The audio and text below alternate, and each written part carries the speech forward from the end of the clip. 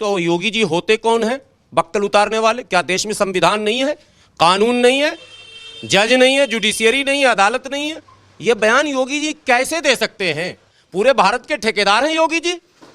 योगी जी के इस बयान पर उन पर मुकदमा होना चाहिए कि उन्होंने कहा कि लाओ मैं उसको सीधा कर देता हूं। अच्छा, योगी जी सीधा करने के लिए मुख्यमंत्री बने? मतलब वो मुख्यमंत्री हैं या वो खुद कोई बहुत बड़े गुंडे हैं क्या?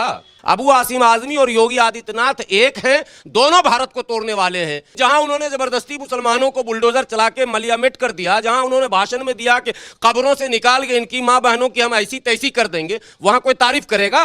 हमारे देश में क्या है कि जब जब भाजपा फंसती है तब तब औरंगजेब को कब्र से निकाल लेती है। जब जब भाजपा फंसती है, या भाई औरंगजेब है कि भाजपा का संकट मोचक है, ये समझ में नहीं आ रही है बात।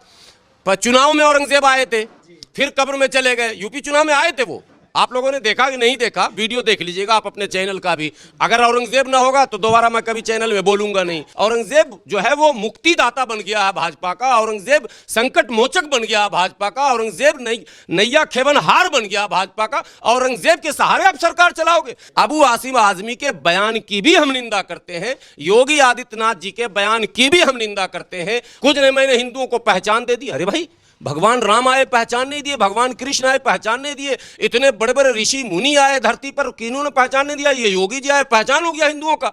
कोई पंगा होगा तो वो सेफ जोन में जाएंगे, हम मारे जाएंगे। गरीब मारा जाता हमेशा सड़क पर, गरीब मजदूर टायर पंचर वाला ही मारा जाएगा। तो हमें चिंता है अब्दुल पंचर वाले की। इस भारत की स्वतंत्रता में औरंगजेब की कोई भूमिका नहीं है, ठीक है? इसलिए वो आइडियल हमारे नहीं हो सकते। कहीं सलाह औरंगजेब मिट्टी में है कि नहीं है, हड्डी भी बचा कि नहीं बचा, रोज उसको निकाल के बाहर लाना। अबू आजमी जो तारीफ कर रहे थे औरंगजेब की, उससे आप सहमत हैं या असहमत हैं? नहीं, क्या तारीफ कर रहे थे और किस तरह की सहमति और असहमति की बात है? औरंगजेब की शख्सियत पर लगातार जो चर्चाएं इस मुल्क में की जा रही हैं, औरंगजेब के व्यक्तित्व पर लगातार जो बहस किया जा रहा है, इसका उद्देश्य क्या है? औरंगजेब के शासनकाल में जलियांवाला बाग कहीं हुआ था क्या? औरंगजेब के शासनकाल में लाखों लोगों को फांसी पे चढ़ाने का कोई प्रमाण है क्या? टोटली फैब्रिकेटेड हिस्ट्री को लेकर एक वर्ग विशेष को निशाने पर रखना और एक वर्ग विशेष को वर्ग विशेष के प्रति उकसाना, अभी जो योगी जी ने बयान दिया है, भारत के इतिहास में मुझे लगता है कि कोई तानाशाह ऐसा नहीं। तो योगी जी होते कौन हैं बक्कल उतारने वाले? क्या देश में संविधान नहीं है, कानून नहीं है, जज नहीं है, जुडिशियरी नहीं है, अदालत नहीं है? ये बयान योगी जी कैसे दे सकते हैं? मैं जुर्म करूंगा तो जिस जगह बैठा हूं वहां थाना है, चौकी है, पुलिस है, अदालत है। पूरे भारत के ठेकेदार हैं योगी जी। योगी जी के इस बयान पर उन पर मुकदमा होना चाहिए कि उन्होंने कहा कि लाओ मैं उसको सीधा कर देता हूं। अच्छा, योगी जी सीधा करने के लिए मुख्यमंत्री बने? मतलब वो मुख्यमंत्री हैं या वो खुद कोई बहुत बड़े गुंडे हैं क्या? क्या मतलब है मुख्यमंत्री का यह बयान? इतना घटिया बयान, यह सरासर निंदनीय है। और अबू आसिम आजमी ने कहा क्या, पहले वो बात तो सामने आए। कौआ कान लेगा हाव हाव हाव। मसला क्या था? महाराष्ट्र में भाजपा सरकार कटघरे में है, वहां तो इस्तीफा पर देने पड़ रहे हैं, वहां विपक्ष घेरे हुआ था बुरी तरह। तो भाजपा ने ही अबू आसिम से कहा जरा सा औरंगजेब पे कुछ कह दो और हमको हाव हाव हाव हाव करने दो।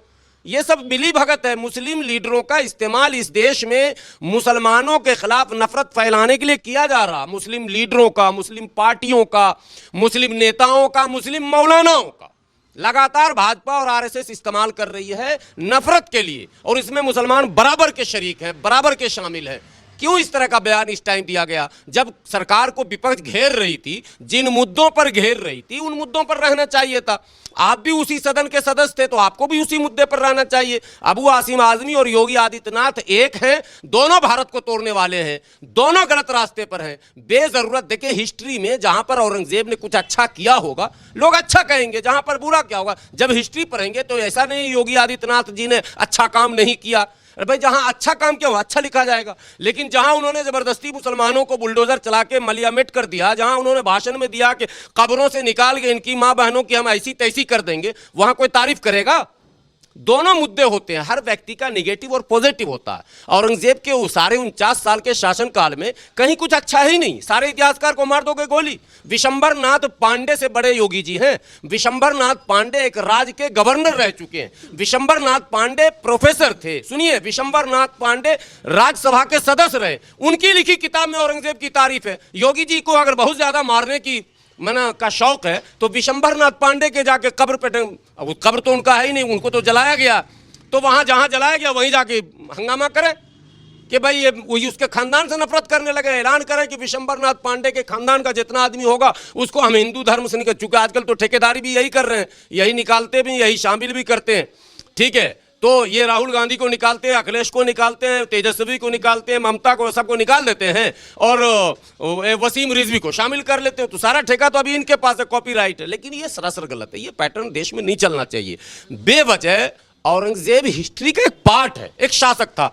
शासक क्रूर एक नहीं अनेकों हुए हैं। यहाँ तो ऐसे शासक भी हुए हैं जिसने अपने 99 भाइयों को मार दिया। क्या कलिंगा को भुला देंगे, क्या अशोका को भुला देंगे, किस किस को आप भुलाएंगे? जो हिस्ट्री में है वो है। लेकिन किसी का नाम लेना जुर्म हो जाए? नहीं, औरंगजेब का नाम लेने का मतलब शिवाजी का अपमान कैसे हो जाएगा भाई? शिवाजी का अपमान कैसे हो जाएगा, जरा हमको ये बताइए। फिर जितने इतिहासकार पढ़ा रहे हैं वो सब शिवाजी का माने अपमान कर रहे हैं क्या? कोई लॉजिक नहीं है यार। जब शिवाजी की बात आएगी तो शिवाजी की उन खूबियों को रखा जाएगा।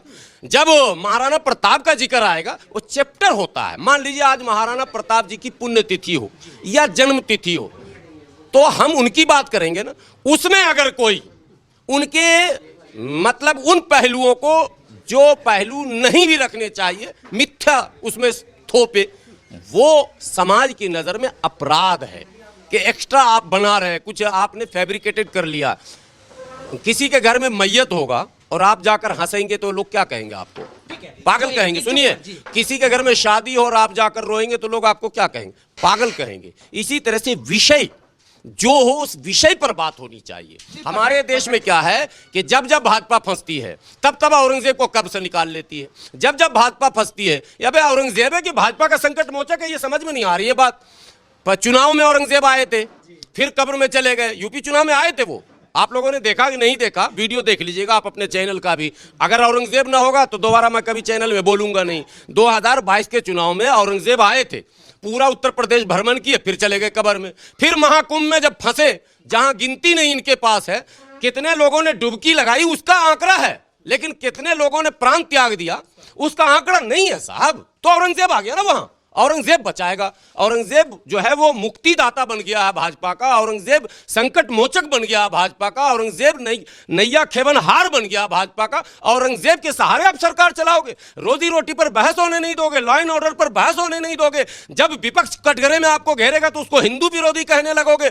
कहीं ना कहीं से बाबर को ले आओ, औरंगजेब को ले आओ, अकबर को ले आओ, शाहजहां को ले आओ, क्या कहते हैं गजनी को ले आओ, तो गौरी को ले आओ, तो बलबन को ले आओ, तो तुगलक को ले आओ। और कोई दुनिया में है या नहीं है? भारत का इतना प्राचीन इतिहास है, घूम फिर कर आप वहीं क्यों अटक रहे हैं जाकर? अरे और भी दुनिया, अभी इसके इम्तहान और भी हैं, सितारों से आगे जहां और भी है। क्यों इस तरह के मतलब मामले में देश को उलझाया जा रहा? देश को जरूरत है, देखिए जो मूल मुद्दे हैं उस पर आना चाहिए। सत्ता पक्ष जब वो शपथ लेता है, सारे मंत्री वो क्या कहते हैं, और विपक्ष के लोग जब शपथ लेते हैं वो क्या करते हैं? दोनों का जो राजधर्म है उसका पालन होना चाहिए। अबू आसिम आजमी के बयान की भी हम निंदा करते हैं, योगी आदित्यनाथ जी के बयान की भी हम निंदा करते हैं, और हम देश को बताना चाहते हैं कि मुट्ठी भर मुस्लिम लीडर हैं जो भाजपा के इशारे पर हिंदू मुसलमान का माहौल बनाकर मुख्य मुद्दे से देश को भटकाना चाहते हैं। देश का मुद्दा आज भी रोजी रोटी, पढ़ाई लिखाई, दवाई, कमाई है। आज भी स्वाभिमान और सम्मान है। आज भी अभी हमारे यहाँ सामने मुद्दा है, विदेशों में हमारे लोग काम करने जाते हैं तो वो देश के नागरिक होते हैं।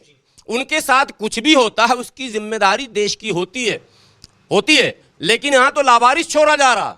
विदेशों में फांसी दे दो, मार दो, लुढ़का दो, लाश न दो, जो चाहो कर लो, ये सब काम हो रहा है।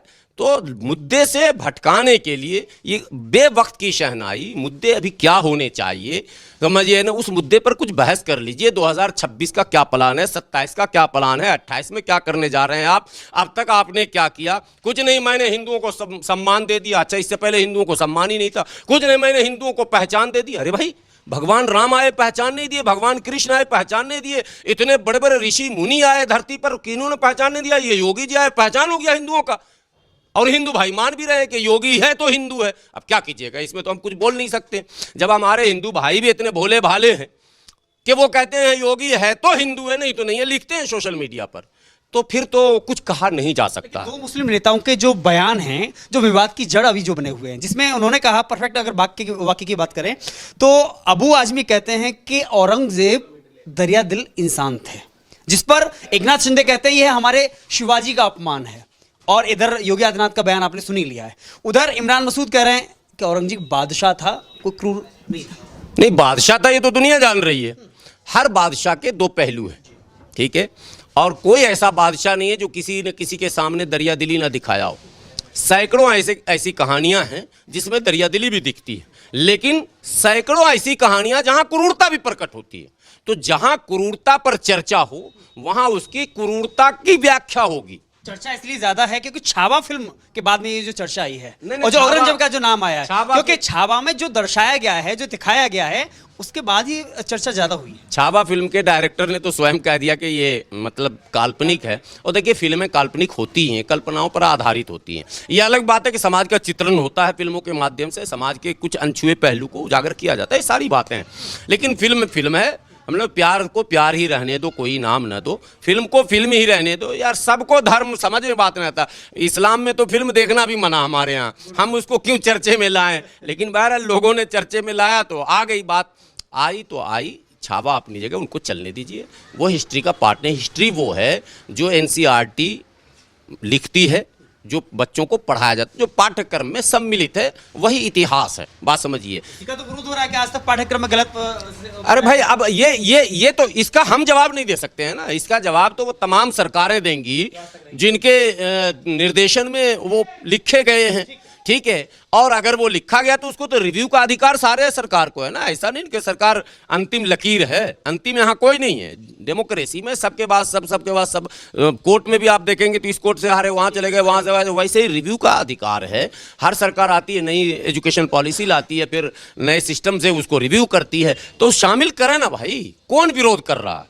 मुसलमानों को कभी इससे मतलब ही नहीं रहा। मुसलमानों ने तो जितने इतिहास लिखे हैं, अधिकांश इतिहास में औरंगजेब को कटघरे में खड़ा किया।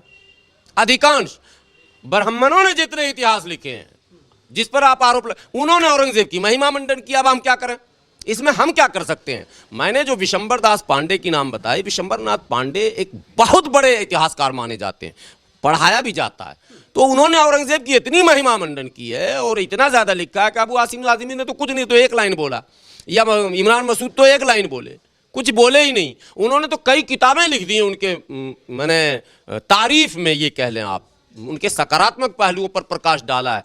तो ये इतिहासकार का मुद्दा है। अगर डिस्प्यूट हिस्टोरिकल है तो सोशल वर्कर को या पॉलिटिकल वर्कर को इन्वॉल्व होने की ज़रूरत नहीं, हिस्टोरियन को लाइए। आपकी सरकार, आप इतिहासकारों को कलेक्ट कीजिए, उसकी टीम बनाइए, टीम बनाकर रिव्यू कराइए, साक्ष्यों पर आधारित इतिहास लिखवाइए। क्यों नहीं नए लिखे जाएंगे? इतिहास तो हर दौर में लिखे जाते हैं। कोई ऐसा नहीं कि जिसने लिख दिया तो वो पत्थर की लकीर हो गया, ऐसा नहीं। साइंस में भी बदलाव आता है। जो थ्योरी पहले था उस थ्योरी को नकार कर नई थ्योरी को डेवलप किया जा रहा, ऐसा भी है।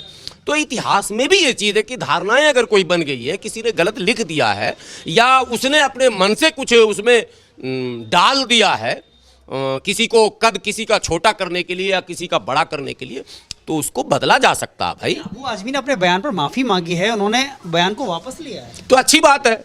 लेकिन वो मुद्दा दे के वापस गए हैं। भाजपा, वो जो भाजपा घेरे में थी, जो शिंदे आज चिल्ला रहे हैं, शिंदे जो है वो बेचारे गृह मंत्री जी से मिल रहे हैं कि हमको जल्दी से मुख्यमंत्री बनाइए। गृह मंत्री जी ने कहा पहले भाजपा में आइए, फिर मुख्यमंत्री बनने की बात होगी, उनका अलग मसला है, उस पर हम लोग कमेंट नहीं करेंगे। लेकिन कहीं ना कहीं ये गलत चीज़ है। किसी भी लीडर को, खास करके मुस्लिम लीडरों को, विवादित बयानों से बचने की कोशिश करनी चाहिए, क्योंकि बहुत नाजुक समय है। इस समय भारतीय जनता पार्टी जानबूझकर चाहती है कि कोई मुसलमान कुछ बोले, हर हाल में बोले और ताकि कहा जाए। जैसे एक बयान है, ठीक है, विवादित बयान दिया, आज तक कोट किया जाता है, जो सरासर गलत था, असंवैधानिक था, असामाजिक था, अकबरुद्दीन ओवैसी का वो, ठीक है, अमर्यादित था, कहीं से भी वो स्वीकार नहीं था। लेकिन वो बयान एक बार बंदूक से निकली गोली और जबान से निकली बोली वापस नहीं होती है। हर चुनाव में वो मुद्दा उठता है 15 मिनट वाला। तो आप तो बोल के निकल गए, आप झेल सकते हैं, आम गरीब मुसलमान नहीं झेल सकता। गरीब मुसलमान आज भी संघर्ष कर रहा है रोजी रोटी के लिए। गरीब मुसलमान ठेले पर है, रेहड़ी पर है, पटरी पर है, कोमचे पे है, सब्जी धनिया मिर्ची बेच रहा। तो गरीब मुसलमानों का ख्याल कीजिए। आप हेलीकॉप्टर वाले हैं, 5 स्टार कल्चर वाले हैं। अब वासिम आज़मी कोई छोटी मोटी चीज़ नहीं है। वो योगी जी बोल गए, वो बोल के भी सेटिंग होगा। आज मैं बता देता हूँ, मैं बहुत दूसरे ढंग का आदमी हूँ। हाँ, वरना वो सब हाई लेवल सेटिंग होती है। कोई पंगा होगा तो वो सेफ जोन में जाएंगे, हम मारे जाएंगे। गरीब मारा जाता हमेशा सड़क पर, गरीब मजदूर टायर पंचर वाला ही मारा जाएगा। तो हमें चिंता है अब्दुल पंचर वाले की, उनको पता नहीं, उनको चिंता है कि हम राजनीति में कुछ और बन जाएं। अरे भाई, इससे आगे और कुछ नहीं बन सकते। हम विधायक बने, मंत्री बन जाओगे, दैट्स ऑल, मैटर खत्म। इससे आगे कोई कुछ बनने नहीं जा रहा। लेकिन देश के वातावरण को बिगाड़कर आप गरीब मुसलमानों का नुकसान मत कीजिए। कभी भी मुल्क का माहौल खराब होगा तो गरीब उसके चपेटे में आएगा। आखिरी सवाल, गुलाम सरवर जी के लिए औरंगजेब क्या है? नहीं, मेरे लिए एक राजा है। सिर्फ औरंगजेब ही नहीं, उससे जितने शासक रहे हैं पूरी सूची है, समझिए ना। वो सब हमारे लिए, जैसे पृथ्वीराज चौहान है, जैसे क्या कहते हैं शिवाजी हैं, जैसे अशोका हैं, जैसे जो तमाम हिस्ट्री में जितने भी राजाओं के नाम आते हैं, महाराणा सांगा अगर हैं तो बाबर भी है, बात समझिए, इब्राहिम लोदी भी है, वो है। तो तीनों का, जैसे अमेरिका है और इंग्लैंड है और भारत है, तीनों देश है। जैसे रूस है, रूस मार रहा है यूक्रेन को, मारते मारते परेशान किए हुए, कोई कुछ नहीं बोल रहा, वहाँ कोई धर्म का एंगल नहीं ले रहा, बात समझिए। और वहीं दूसरी जगह अगर वहीं अगर गाजा फिलिस्तीन हो रहा तो धर्म का एंगल आ रहा। ये धर्म का एंगल नहीं है भाई, ये ह्यूमैनिटी का मामला है, ये मानवता का मुद्दा है। तो जो हिस्ट्री का पार्ट है, किसी हो सकता है कोई मोदी जी को अपना आइडियल मानते हैं, कोई राहुल जी को मानते हैं, कोई अखिलेश जी को मानते हैं, कोई जुर्म थोड़ा ना है। लेकिन कोई मोदी जी का अपमान करके अखिलेश को माने, ये जुर्म है, बात समझिए। प्रधानमंत्री को कोई गरियाए और फिर कहे मैं अखिलेश का सपोर्टर हूं या राहुल का सपोर्टर, ये गलत है। कोई राहुल गांधी को गरियाए और बोले कि मैं मोदी जी का सपोर्टर हूं, ये गलत। विरोध और समर्थन ये स्वभाव है और डेमोक्रेसी में इसकी अनुमति भी है। हम अपने अपने खेमे में है भाई, आप जिस दल में रहिए, जिस धर्म में रहिए, जिस पंथ में रहिए। हिंदू में भी अनेकों पंथ हैं, मुसलमानों में भी अनेकों पंथ, आपको पता ही है। हम चाहे बरेलवी रहे, देवबंदी रहे, मेरी मर्जी है ना भाई, हमको स्वतंत्रता मिली हुई है ना। जिस दिन ये स्वतंत्रता छीन ली जाएगी उस दिन देखा जाएगा। अभी है आज़ाद, अभी आज़ाद देश में हम लोग रह रहे हैं, अभी संवैधानिक व्यवस्था है। इसलिए अभी ये कहना कि बुला उसको मैं सीधा करता हूँ, ये भी गलत है। और अभी ये कहना कि मेरे आइडियल औरंगजेब है, ये सरासर गलत है। इस भारत की स्वतंत्रता में औरंगजेब की कोई भूमिका नहीं है, ठीक है। इसलिए वो आइडियल हमारे नहीं हो सकते हैं, हिस्ट्री के एक पार्ट हैं। हाँ, बहादुर शाह जफर का नाम अगर आएगा तो स्वतंत्रता संग्राम में भूमिका है, वहां नाम लिया जा सकता है, खानदान वही है अंतिम पड़ाव पर। लेकिन ये सब भला कब किस परिप्रेक्ष्य में आप बोल रहे हैं, वो समय क्या है, विषय क्या है, परिस्थिति क्या है, मंच क्या है, ये सब देखना पड़ता है। थीम देखकर बात करेंगे ना। अब कुछ देखे सुने बगैर कहीं सलाह औरंगजेब मिट्टी में है कि भी कि नहीं है, हड्डी भी बचा कि नहीं बचा, रोज उसको निकाल के बाहर लाना, ये गलत तरीका है।